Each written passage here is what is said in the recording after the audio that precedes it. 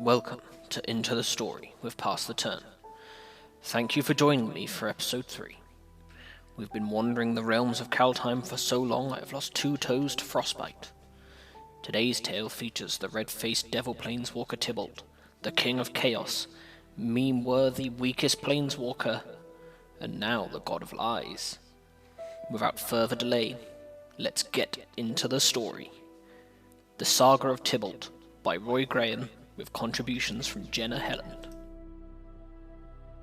Ah, the smell of bubbling tar, the warm kiss of volcanic ruptures. After all this time spent toiling in the frozen corners of this accursed plane, it reminds me of home. If only every branch along that damnable world tree could be more like Immersturm. If you ask me, all of Kaldheim would be improved with a touch of more fire, a dash of anarchy, which, if I've done my job right, is exactly where it's all gonna be heading. Yes, there's no doubt in my mind that all this plotting, this months of hard work will come together nicely, but I must admit, there is one thought that keeps me up at night. What if, as the world burns around them, nobody knows who lit the match? This plane is lousy with storytellers. Listen long enough and all their tales blend together. They love to repeat the same drivel about good and evil, heroes and villains, right and wrong. Let's just give them something fresh. A story to remember. The last saga of Kaldheim. And I promise, it's got an ending to die for. Not only was he powerful and brilliant, but he was also despised by almost everyone he met by account of his many gifts. Not that it bothered him.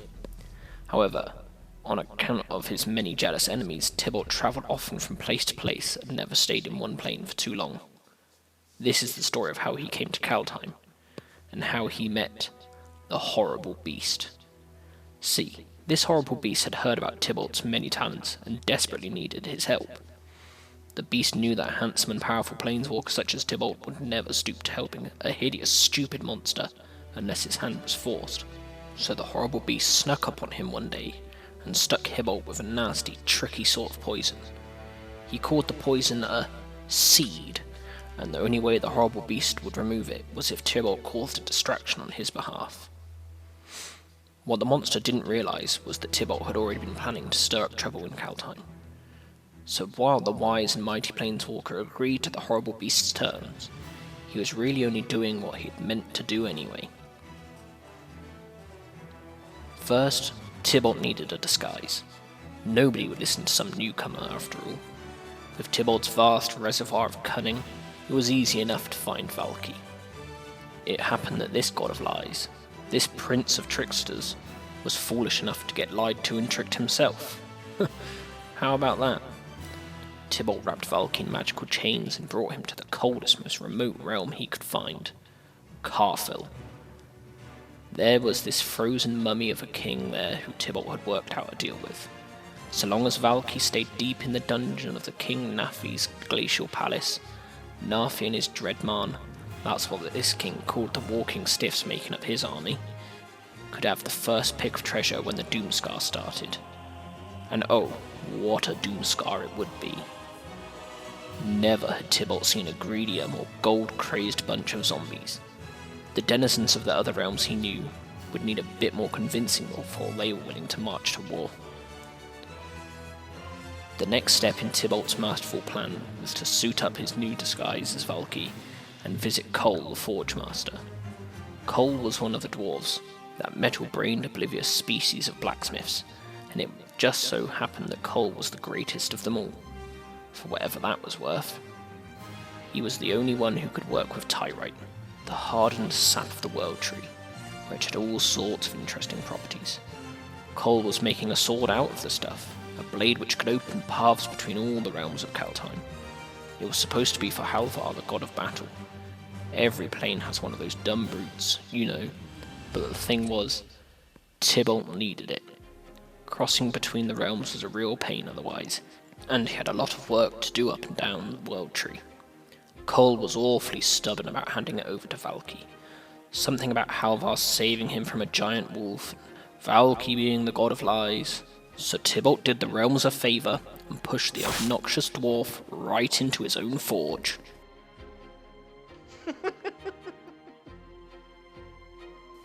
Tibalt took his act to Skemfar, home of the elves, and sought an audience with their king.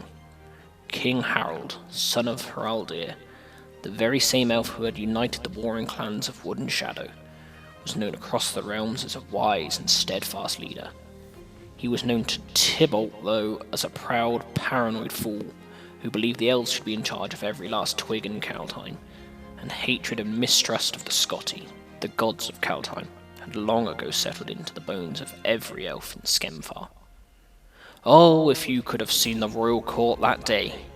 The lies that clever Tibalt wove, the dark cloud that settled over Harold as he listened to the terrible things the god had planned for his people. Too terrible even for the mischievous Valky to stand idly by. The only choice if the elves were to survive was clear. Strike first. Insert and Tibalt warned the frost giants of an incursion of Torga trolls, awakened from their long slumber. In Bretagard he promised the vicious Skeller clan the return of their demon master Varagoth. All across the realms of Kaldheim, Tibalt sowed the seeds of war and chaos. But what of Starnheim, the Valkyries? Well, they presented a problem, even to cunning Tibalt. They were duty-bound creatures, separate from the politics that controlled the other realms. They cared not for gold or power, and they feared no other mortal force in Kaldheim. What could a dedicated trickster do with such a rigid, inflexible souls? We paused the saga for a moment to recount a saying common throughout the multiverse. The branch that doesn't bend breaks. Tibalt may have been both brilliant and powerful, but he wasn't strong enough to take on every shepherd and reaper in the halls of Starnheim. There was a being, though, that could. Koma, he was called, the Cosmos Serpent, first and oldest of the monsters birthed from the World Tree. Long ago, the Scotti had banished Koma from entering the realms, trapped him in the empty cosmos. For eons his restlessness grew, his hunger went unsated, and his thirst for destruction unquenched. Tibalt pitied the poor snake, he really did. So with the sword of the realms, he cut open a doorway to the home of the Valkyries, where the Cosmos Serpent could make up for lost time. Now, Tibalt was no great believer in swords. His faith laid with knives and hooks, with hellfire and brimstone. But even Tibalt had to admit that the sword of the realms had proven very useful. He had crossed the cosmos with it, time and again. He had used it to unleash Koma on the Valkyries of Starnheim. Now he was using it for far more humble task, though one just as important.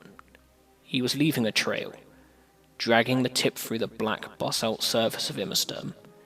It was important, after all, that the Planeswalker follow him here. The end of the saga isn't written yet, but let me jump ahead and tell you how it ends. Tibalt kills the Planeswalker. The last thing she sees as the life drains from her eyes is Kaldheim burning. All the realms, together at last in one great and glorious conflagration. That was a nice little story, wasn't it? Fills us in on what Tibalt's been up to there. But what was that at the end? Who's the planeswalker that's being killed? Surely not Kaya. You're gonna beat that devil's ass. But yeah, just good to nice little fill in there, see what's happening with Tibalt. Didn't go into too much detail, but we've got the sword, we've got dead dwarves, and we've got chaos. What more did we expect from the story of Tibalt? That's the saga done, but let's find out how it ends. I don't know whether this means we've only got maybe one, maybe two more stories. This might be the end of Kaldheim already. Let's tune in next week and find out.